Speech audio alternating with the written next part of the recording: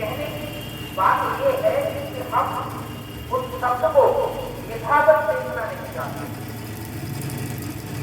हमारे आचार्य ने महाराज ने हमें बताया शब्दों में सोचने और समझने का बहुत बड़ा प्रमाण है। देखिए, व्यक्ति थे, उसके घर में रिश्तेदार आए, तो रिश्तेदार इतने आते थे तो परेशान हो जाता था, तो उसने कहा कि